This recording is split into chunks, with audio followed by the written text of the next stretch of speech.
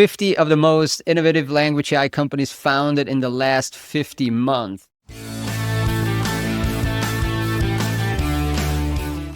All right, we're back. Hi, Esther. Hi, Florian.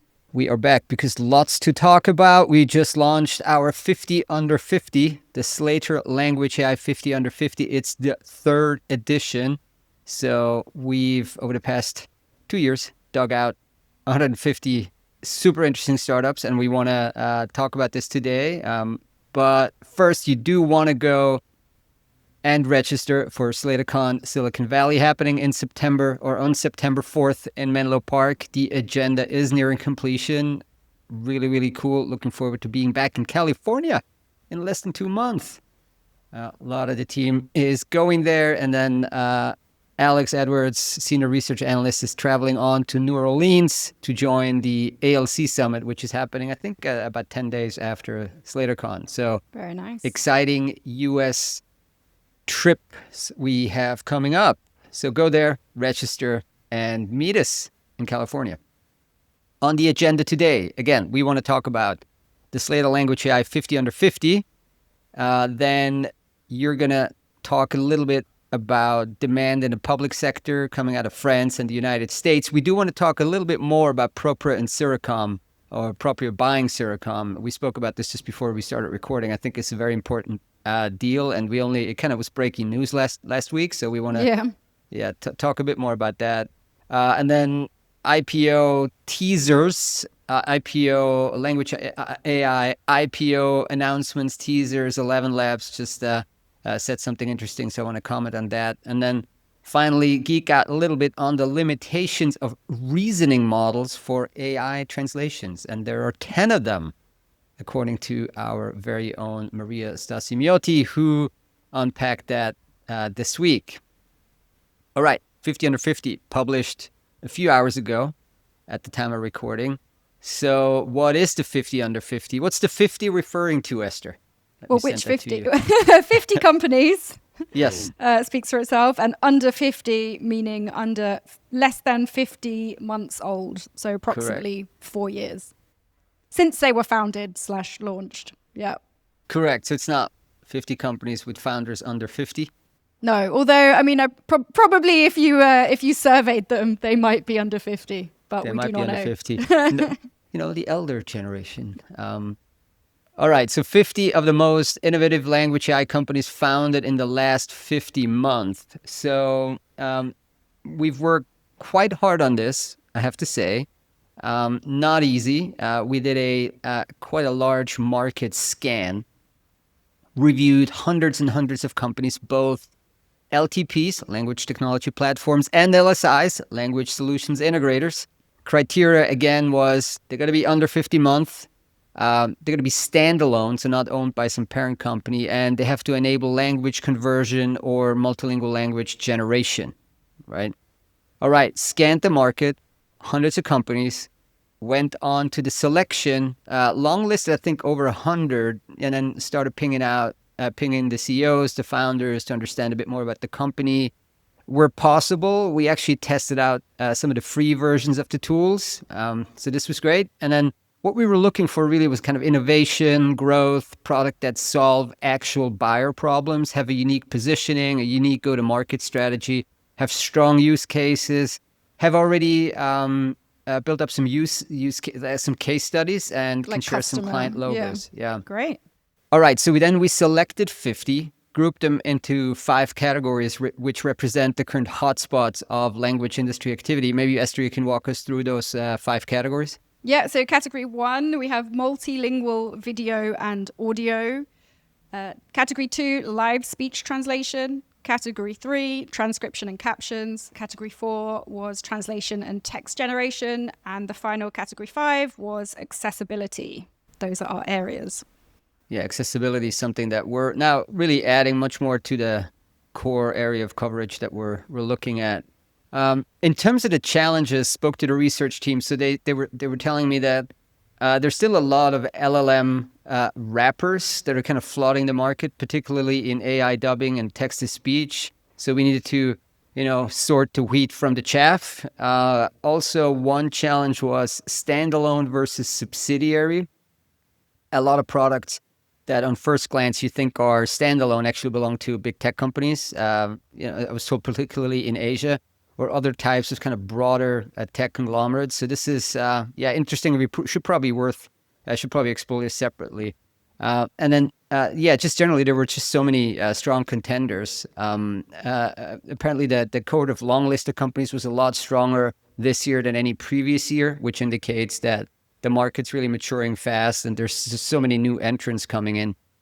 It's so interesting. You have this kind of two-tiered market, right? On the one hand, you have the more established LSIs being generally more on the worried side, right? AI coming in, what do we do? And then the other side, you have this kind of incredible activity in startup land, right? Which is obviously much more in a hopefully positive frame of mind because they started a company and they're hoping to get traction. So, and we're trying to bridge the two. So bring some maybe much needed market kind of realism to some of the startups, but also signaling to the established player that hey, there's a lot more cool stuff you can do, and it's not just all going to go to OpenAI. Yeah, eventually. I think it's like realism on both sides, isn't it? So it's like, hey, there's a lot of hype. This is the reality, and then hey, there's a lot of sort of worry and concern. Let us help you move towards a slightly more optimistic, proactive view. Correct. So let me just, for those on YouTube, briefly spin up the logo map we put together, which is also available on the article. So here you see, for those that are looking at this on YouTube, the big category there is multilingual video and audio, a bunch of logos there on the logo map, live speech translation, translation and text generation, transcription and captions, and accessibility. So I'll lift this up for a sec for those that are on YouTube. So again, the main theme this year was like, you need to have the whole product experience. There needs to be some verticalization, specialization. Some of the segments are maturing.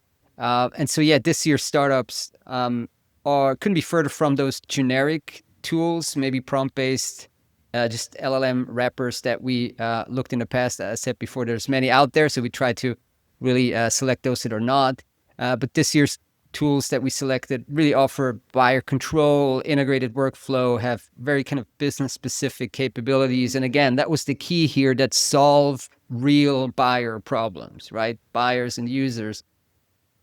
They know there's a ton of cool stuff out there, but you sign up and then you get disappointed because the thing bucks out on you within seconds. So we try to really select companies that solve real buyer problems. All right, let me unshare for those on YouTube again. So let's start with, I just want to maybe highlight a couple of companies. We can't go through all the 50 because otherwise people will drop out of this podcast. But so maybe let's just mention a couple that, and absolutely not, those that are not highlighted now are great too. You're all great. Cool. So multilingual video and audio, for example, one is aunion.ai, which targets high fidelity automated dubbing for professional content workflows, so very B2B. Linguana is super interesting, and we talked about YouTube quite a lot. I hope nobody got upset at YouTube for my rant last week, but this is an interesting one because Linguana, they provide fully managed localized YouTube channels at no cost, but they take a cut of your revenue. Yeah, I saw this one recently because I think we spoke about them in the funding section. We must have. Yeah. But it's a very, very interesting model in terms of what they're offering, the management and the localization, doing that whole piece. They take a cut. So the better they localize, the more traffic you get, the more views you get, the more ad revenue you get from YouTube, and they take a cut of for this. Yeah, so incentives are extremely well aligned, and I love the, how long has the industry been talking about, okay, you localization is a ROI. revenue driver, ROI. I mean, here you have, it couldn't be more incentivized to, produce ROI. I think if you're going to try, I think if you're going to implement this model somewhere, YouTube is the place to do it. YouTube is the place to do it. Yeah. And then on live speech translation, very interesting. So we had Jade Health on the podcast, maybe half a year ago. And so they were featured, Palabra AI, is, they enable language solutions integrator to scale and productize live speech translation. We had them at the SlatorCon London as well. So very interesting products coming in live speech translation. Obviously, a super tricky problem. Many devil in the detail problems there that you need to solve. In translation and text generation, we have Gridley, who was also on the podcast, more on the kind of CMS side, combines localization and CMS. And then Lingo.dev. Did we speak about Lingo.dev in the past? I don't recall, but for some reason I really like the name. So Lingo.dev. Yeah. They kind of jump out at me for some reason. I think they're going very deep in kind of the development cycle, already kind of enabling localization at the very kind of foundation. So very interesting. Go and check out Lingo.dev. Blocksweaver provides end-to-end content services supporting multilingual formats, model fine-tuning. I think very early stage. Blocksweaver with an X. So go and check that out. Transcription and captions, typewriters.ai. That's interesting. That's a good name. So go check that out. And then accessibility, we have Synapse, which we had on our startup panel in London. Yeah. Another company called SignBridge, AI tool for real-time bidirectional sign language translation. I mean, that the whole accessibility space is such a fascinating one because there's so much upside in that. Think about, with sign language, if that's actually solved, there's so much upside. This is a problem that, so many people have, and it really makes life fundamentally easier if that's something you could just plug into any type of channel, right? Definitely. All right. So look, we could go on and just go through all of these companies, but I think, make sure to head to the website, 50 Under 50. It's out now, freely accessible. And congratulations to all the risk takers and entrepreneurs that are, building here in this incredibly fast moving environment. So yeah, proud of this list. Good piece of work. From startups and tech, we go to Emmanuel Macron, who has been in your part of the world. Yeah, this week. He's been visiting. Apparently speaking too much French. That's the really? That's the pushback I saw from all the ex posts. Oh, you can never speak too much French. You can never speak. No, his English is excellent, right? So yeah. He's a former investment banker or something like that. Anyway, so now that he can use Diplo. My seg was going to be one company, one product that might have made it onto the 50 Under 50 were it not part of the government, i.e. not standalone, was and I don't actually know how to say this, but it's DiploIA, and I guess the IA being like intelligence artificielle, like the French version of AI, right? So DiploIA, DiploIA, however you say it. It is a new language AI tool that has been quietly developed and deployed, as we reported, by the French government for diplomats, so hence the Diplo in the DiploIA name. So this is a set of language AI tools, like I said. It was developed by the government's digital directorate. The tools are designed to help these diplomatic agents, of which apparently there are 13,000, when they're doing sensitive missions. So whether that's at home or abroad, they say.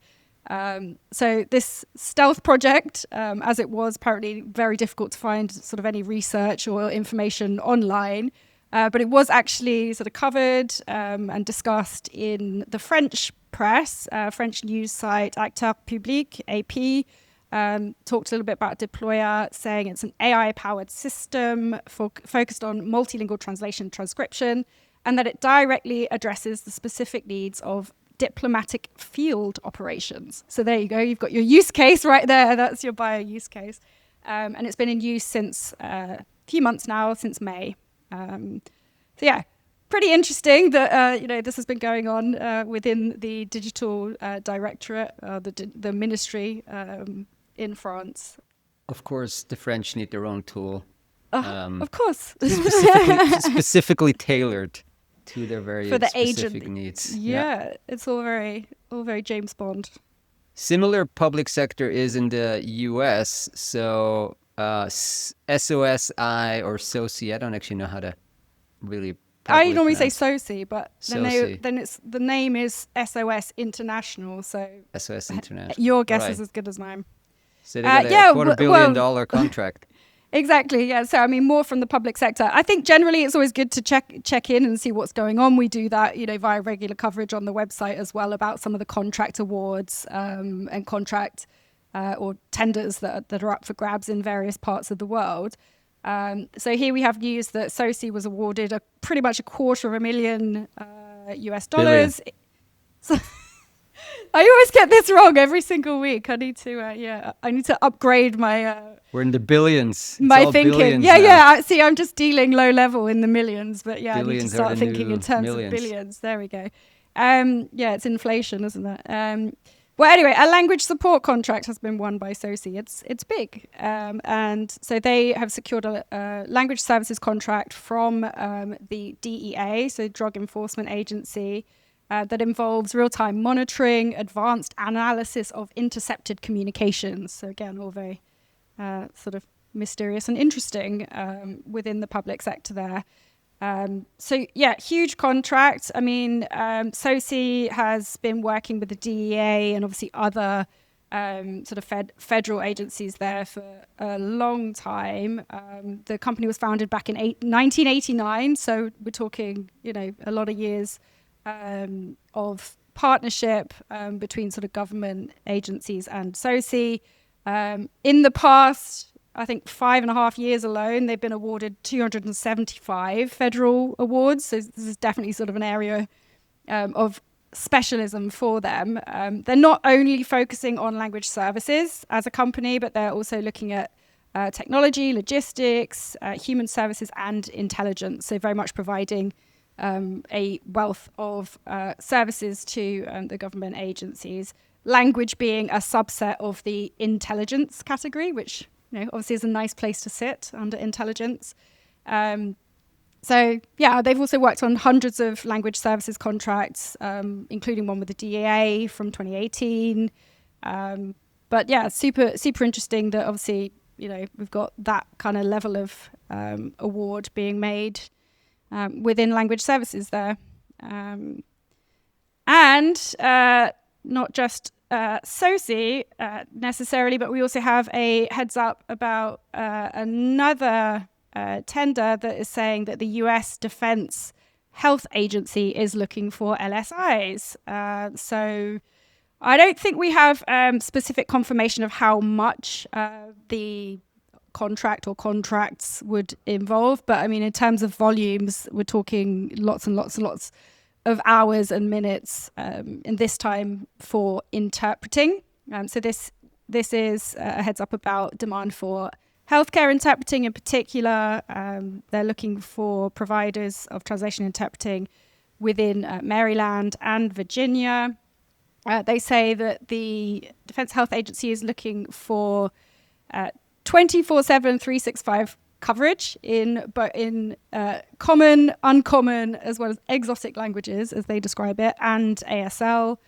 They want a super fast call connect time for OPI, over the phone interpreting, of 60 seconds for Spanish and 120 seconds, i.e. 2 minutes, for other languages. For the on-site interpreting piece, I think the turnaround time or time to be on-site is within 2 business days. And they're only considering certified interpreters. So lots of exotic. Yeah. I'm a certified. Certified certified what's your job? yeah. I'm a certified interpreter for an exotic language. Yeah, I think also the idea of certifications is, as we know, I mean, there's lots of different certifications. I don't know how specific they're going to be around that. And that's always a challenge, certainly here in the UK anyway. But yeah, in terms of volumes, we're talking hundreds of thousands of interpreting minutes and hundreds of thousands of words for translation, which, I mean, that's sort of table stakes, I suppose. But this, just by way of an example, in terms of the sort of the size of the demand here, we've got one medical center and its affiliates would be looking for 14,000 minutes of OPI, 160 hours of on-site interpreting, and 20 hours of VRI. as part of that. So it is actually a 1-year contract starting from October this year, 2025, but there are 4 additional option years. So that's sort of the extra extension. And the estimation is that if the contract runs for a full 5 years, there would be something like 6,000 hours of over the phone interpreting, more than 9,000 hours of on-site interpreting, and more than 500,000 or billion. We'll have to check. No, that's a million. That's a million. Yeah, that's not a lot. Anyway, hey, words for translation. But it's just, yeah, it's interesting to see sort of the volumes that we're talking about, and also still sort of the criteria, the specification, the level of service, response time, all of that, which is so heavily dictated in some of these settings. I'm sure one company that, and I'm doing a segue here, that's bidding for this could be Propio, right? Now that it successfully acquired CyraCom in a giant deal. Tell us more again. Let's just unpack this a little bit, because last time it was kind of breaking news. So obviously this is it the biggest acquisition this year? Must be. Top of my head, yes, for sure. I mean, there are some other significant ones, obviously, that have happened in the first half. But I think in terms of probably, at least in terms of revenue, like let's say pure revenues, for example, this one probably is so far the largest. I mean, just as a reminder, we covered this last week, but we're talking about Propio, which itself has scaled rapidly in the past couple of years through a recent M&A spree, in addition to organic growth, I'm sure, but buying in 2024 ULG, Acorbi, ASL Services, so some large companies as well that they acquired back in 2024. And then the news that broke last week was the acquisition of CyraCom, which itself was already a leading interpreting provider. Specifically, remote simultaneous interpreting was sort of their sweet spot for healthcare. Interpreting healthcare there, and as well as for legal and public sector. They have these contact centers, or they used to have, like big actual buildings, right, with interpreters in it. So, which is different from purely remote setups. But that. I mean, that my knowledge here is a little dated. Maybe they've transitioned, but I remember like 3, 4, 5 years ago they had these contact centers. I think they probably still do. I mean, there was. I think reading in the press release, they were talking about having contact centers, or at least a presence, not just in the US, but in a couple of other countries south of the border as well. But yeah, this is definitely bringing together two companies that are already leading, particularly in the interpreting space, as already sort of standalone, and obviously combined is a pretty major deal. In terms of revenues, they're going to be more than 500 million. Yes, I got that right. And I think we covered this in the article, so do go check it out. But the Marco Assis, the CEO, is talking about sort of this being a bet on healthcare and in terms of being a growth market and sustainable there. So who knows? Maybe they're going to go public at some point, and then we can get a lot more information. But they haven't said anything. Unlike the CEO of ElevenLabs, Mati Staniszewski, who was talking to CNBC about that their eventual aim is to get the company ready for an IPO in the next 5 years. So, okay, so you're a startup, tech, 2 to 3 years old, and now you're talking about going public in the next 5 years. It's like, okay, interesting. And then CNBC makes kind of a headline. The headline is, AI voice startup ElevenLabs pushes global expansion as it gears up for an IPO. But you're not really gearing up for an IPO. 5 years out. Not 5 years. Like anything could be gearing up for an IPO in the next 5 years. So I don't know. Not sure what's the upside here, other than like kind of dangling a bit of exit liquidity to potential new investors. Maybe they're, it's like you go in and then. I did read this one, and they were basically saying they would consider London, because apparently it's the biggest. That's their sort of biggest office, or at least biggest location at the moment. They were like, we would consider London for an IPO, but not in the current environment. Talking about sort of how the London Stock Exchange has not necessarily favoured some of the high potential startups in London once they've gone public. So I don't know, maybe it's a bit of a jab to say, sort things out. Otherwise we're going to go Gonna go Gonna go where though? I mean, I haven't seen many AI startups going public, even on NASDAQ, right? I mean, there's been almost no going public. I think the only one isn't Figma going public now. Yeah, I think Figma, but it has nothing to do with Okay. language AI. But it's one of those tech companies Design that, you know, tool. yeah, they wanted to do a merger, and they want to be acquired by Adobe, I believe. But then actually the UK regulator shut that down. That's about a year ago. So Oh, now, okay. I yeah, wasn't so aware. now now they're trying to go public. Point being, very few IPOs. You know, remember that even there was some rumor about DeepL, quote unquote, mulling a listing. That I think we had a story back in 2020, in April 2025. Yeah, so, okay, please, everybody go IPO. Pretty cool for us. We can Yeah. read all the beautiful filings. So, wanted to just very briefly point your attention towards a subscriber article that we have, which was headlined 10 Ways Large Reasoning Models Fall Short in AI Translation.